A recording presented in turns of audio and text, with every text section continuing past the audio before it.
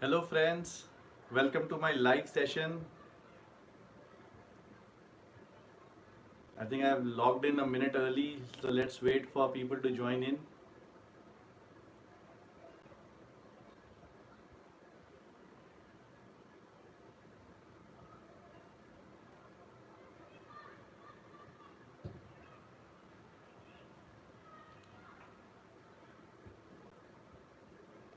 All right, I think people are joining. Hi.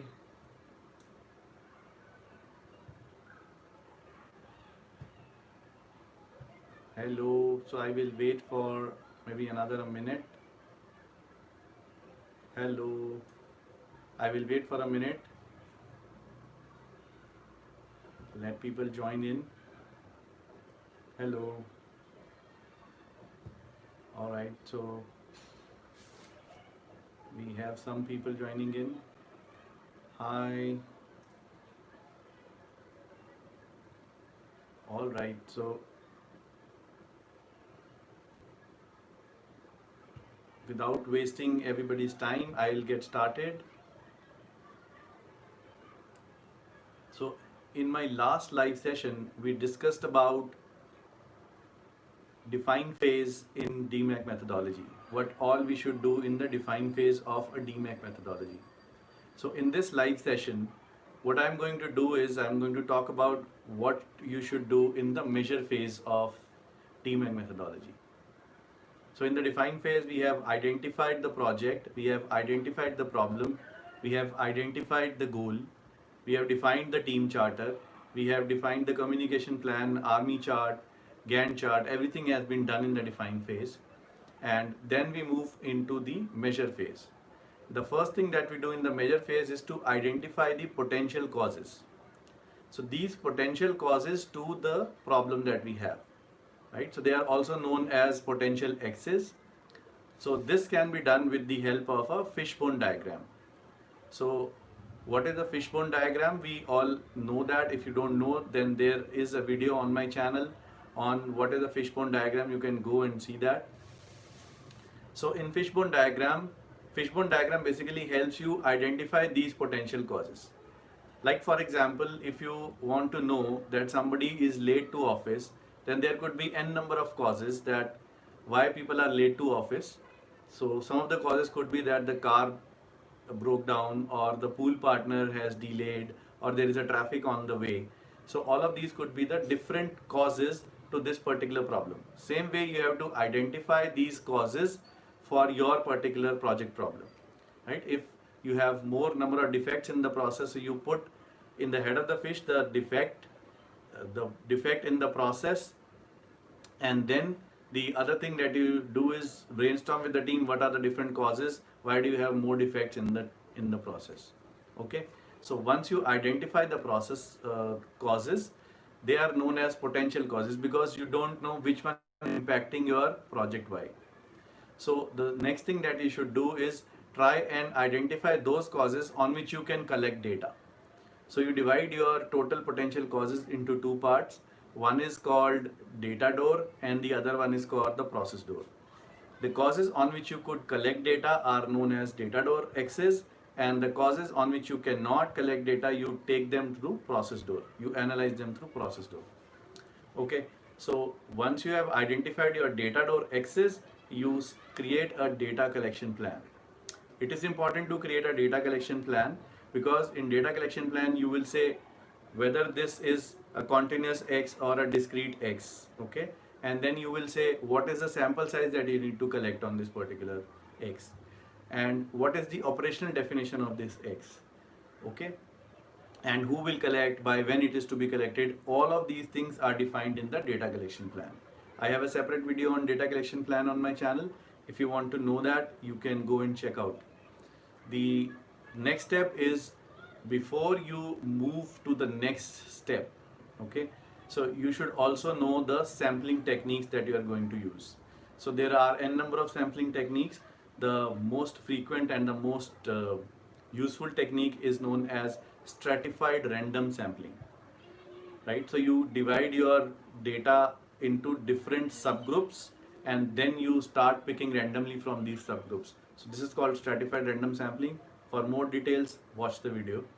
So because you want to capture the data without bias, so that is why this technique is very important. The next thing in the measure phase that you should do is, before collecting the data actually, you should go ahead and check the gauge of the process. Whenever we look into a process, there are two types of variation which exist. One is called the process variation, which is on the process side, for which you are doing a project to improve this or to reduce this variation. And the other variation is known as measurement system variation. Okay, so the measurement system variation means that your data which you are trying to collect, your measurement system is not right, so you will not be able to collect the correct or right data for your project. Your analysis will not be accurate. So before you start working on the process variation, you need to fix if there is any measurement system variation in the process. So for that you do gauge R&R. It is called gauge repeatability and reproducibility. Repeatability means you are able to repeat yourself over a period of time. For example, if I say that this is a calculator which is in my hand, and after 15 days somebody asked me what is this, and I said this is a calculator, it means I am able to repeat myself after 15 days. So I am repeatable. Okay, the same thing do you need to check in your gauge. The second thing that you need to check is which is called reproducibility. Reproducibility means if I am saying this is a calculator, and then the next operator or the next person who is there in the process, he also says that this is a calculator. If the next person says this is a calculator and I am saying this is a calculator, it means I am able to reproduce myself. Right? So reproducibility is between two individuals, repeatability is within the individual. Okay, so that's the concept. And the third and the most important thing in the gauge is that you need to check, it is called accuracy, which means am I accurate? Means we both are saying this is a calculator, but is this really a calculator? But if you look at this, this is not a calculator, this is a remote. We may be repeatable, reproducible, but if we are not accurate, it means that the gauge is still a problem, right? So your operator could be able to repeat, they could be able to reproduce themselves, but if they are not accurate, it means the gauge is not right. The data whatever you will collect is not appropriate for your tests. So these are some of the things that you should do in the measure phase. I'll summarize. You will first have to identify the potential causes or potential axes of the project Y. Then the next step is to create a data collection plan. For that, you should understand what are the operational definitions of your axes, what is the sampling technique that you are going to use, and what are the sample sizes that you are going to collect. And post that, the next thing that you should do is, before collecting actually data, you check the measurement system, which is done through gauge R&R. So there are two types of gauge. One is called continuous gauge R&R, one is called attribute gauge R&R. You see whatever is the data type that you are collecting, you should use that particular gauge. Okay, so that is it what I wanted to cover from my side in this particular live session. So I could see some of the people asking questions. So let me see what are the questions people are asking. Any contact for the project queries? Thanks for the explanation. All this is so simple way. Okay, thank you. And I have some comments also. How should I go back? I have done few projects in BPO industry. Is there any way to do projects in any organization or link or freelance to gain experience? So it is very difficult. You cannot go to any organization and start doing projects until unless they are asking for consultants. So it is difficult. So I'm not saying it's not possible, but I don't know the sources. How to sort, oops. Sir, 1.5 sigma shift concept has been proved wrong. Now should we take this adjustment or not? Okay, so whenever you are I will discuss this in the analyze phase when we go there, how you analyze your data and say what is the process capability. But the concept of 1.5 shift, I have not seen that gone wrong, but it varies according to the processes. So what I feel is that if you are in a process, you have to judge accordingly. Okay, so I've not seen that going wrong, but the value varies as per different processes. I had other comments also, uh, which were, what is the importance of operational definition? Operational definition is, okay, so I got a gadget in which I can read the comments. Operational definition is important because if you do not have operational definition, it is very difficult to collect data correctly. For example, if I say I have to, okay, if I give you a task to collect data on shift start time, some of the people will think that my shift starts when I punch at the gate my card. Some of the people will say, okay, when I start logging into my system, right, they can start collecting data from there. Some of the people can say, okay, when I really start the work, my shift starts at that time. So it could be different for different people. So it is important to define that in the operation definition. From this time onwards, you will collect the start time of the shift. So that is why it is important. And okay, how to sort potential X's from many X's after fishbone analysis. Actually, you first identify potential X's. All of that you can identify, they are called potential X's. So as you move into the analyze phase, you do hypothesis testing. That is when you say, okay, these potential X's are now, some of them are significant to the process. So that is a later stage when you move into the analyze phase. For that, you have to wait for next week when I discuss the analyze phase. I'll tell you how to identify the significant X's from the potential X's. Okay, excellent. All right, thank you. Sir, I am Lean Six Sigma certified. I have done few projects in BPO industry. I think I have answered this question already, that you can't gain that access to any industry because it is very difficult to gain that kind of an access, and people are not okay, somebody from externally coming and doing the data analysis on their processes.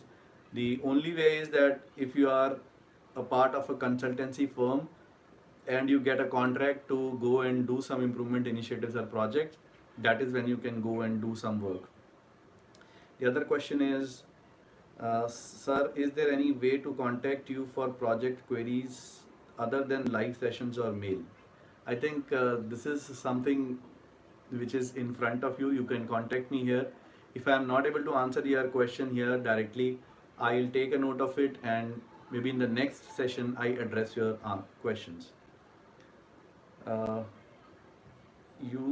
Some use fishbone diagram in measure, but some use the tool in analyze. What is your take on this tool in terms of doing a project? Should be done in measure or analyze? Okay, so measure or analyze is not tool specific, though the fishbone diagram is called the basic tool, so it can be used anywhere. It can be used in define phase also.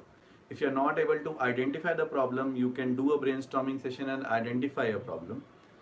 There could be n number of problems that you can identify, then you can zero down, okay, this is the problem on which I want to do a project. It can be used in the measure phase. As I said, you want to identify the potential causes, so you use fishbone diagram in measure phase. And when you move into the improve phase, you have to find out the solution to this particular axis. For example, you said in my example which I gave, like my car broke down, right? It breaks down every week, for example. So if my car is breaking down every week and that is a significant X, now I want to find out the solution, I can use brainstorming session. How can I fix it? What are the things that I should do so that my car doesn't break down every week? So things like that. Okay, do videos on binary, nominal, ordinal and nominal regression. I have already done one video on nominal logistic regression, which will come next week, next Saturday. So I have taken down your request. Though these kind of videos, they don't people don't appreciate, those who are not a big fan of analytics and high-end statistics. But on your request specifically, I created one video, and let's see how the response is. And later I'll create other videos on that. Is hypothesis test or correlation test required for cycle time reduction projects? These are the tests which can be done on data. So whatever kind of project you are doing, you can use these tests. So hypothesis test actually proves whether this particular X is impacting the Y or not. Say for example, you had 20 potential X's. You do not want to work entirely on those 20 X's. So that is why you identify those significant X's which are actually impacting the project, right? So somebody getting late to office, there could be n number of reasons, but which are the specific reasons because of which these people are getting late to office? So that is what is done with the help of hypothesis testing, and it can be done for a project with cycle time reduction as well. Correlation can also be studied. For example, you are studying call cycle time and you want to study a correlation between hold time and cycle time of the call. Like, is actually hold time impacting the cycle time of the call? That is the correlation that you can study. So these all questions I am trying to answer in my upcoming videos. I think this video will come on 31st of October, in which I am trying to answer all these questions on hypothesis testing. All right, is MSA analysis using Minitab? Lot many interpretations come. How to analyze those? All right, so I have videos on them in Minitab. So you want to learn, you go there and you learn those. And if you still have doubts, you write down the comment. I'll try and answer. Sir, I just want to know about project charter, how exactly it can be made. So project charter is the basic document of any project. You should definitely create a project charter, and there are 6 elements of a project charter. If you have not seen my previous live session, live chat, I have explained those 6 there in the live chat. Plus I have specific videos on these topics like project charter, how to create and all. So you go to my channel and watch these videos. If you still have questions, write down those in the comment section. I try and answer all those questions those people ask in my comment box. Sir, Dr. Weller's proved concept of shift wrong, and it is one of the criticism. If this happens to be true, then 3.4 dpm would be incorrect. The area put me in confusion. Okay, so I will request you to stick to the basics. Do not go to the criticisms and learn what is being initially taught by Six Sigma. Six Sigma is a methodology which helps you solve problems. If you try and get into so much of a detail, you will only become a statistician. You will not become a problem solver. So my request to you is, you catch the methodology, you go, you solve your project problem, and that is how the impact is seen by the organizations, and that is how the organizations appreciate. Your customer will not appreciate how many hypothesis tests that you have performed. Your customer will appreciate the resolution to the problem. So what I'll suggest you is, you go, you define the problem, you measure it, you analyze, you improve, and you control. Customer is only interested in define and is interested in improve and control. The measure and analyze is for you. You take decisions, you draw right picture. So what I'll suggest is, you stick to the basics. Do not get confused by all this. All right, so Mona is saying, thank you so much, sir. You're welcome. What kind of control tools can I use for cycle time reduction project? Control tools are control plan, control chart, your FMEA, which is failure mode effect analysis. That is all you can use, and for that you can watch my case study videos. I have explained them there. So there is a complete series on Six Sigma project case studies. You go and watch them on my channel. Can you please share a video or share a presentation slide template with us, as your project charter and slides look precise and neat to the point? So I don't know how to share it with you guys, but I always put them on my in my videos. So if you want to copy those templates, you are more than welcome. But if you want a ready-made template, that I don't know how to share it with you, you can write an email to me. I'll try and send it to you directly. Thanks for your valuable videos. I just created my ASQ. Oh, you cleared it. Very good. Your videos are very super helpful. You are welcome, and I wish you all the best. If you have cleared that exam, it's a great achievement, by the way. Do you have a soft copy of ASQ book? No, I do not have soft copy, and I don't give these soft copies because people have done it with the purpose. You go and buy from the market and use them. I have also written so many books. If people start circulating my books in soft copies, I'll not like it. So that is what I don't do for others. Uh, yes, sir. True. Thank you, sir. You're welcome. What is scammer and like Likert scale? So I will stop here. I'll not comment more. Uh, I only planned it for 15 minutes. It's already 21 minutes. So people, I really appreciate that you joined this live session. I hope it is useful. And in my next video or in my next live session, I'll talk about the analyze phase.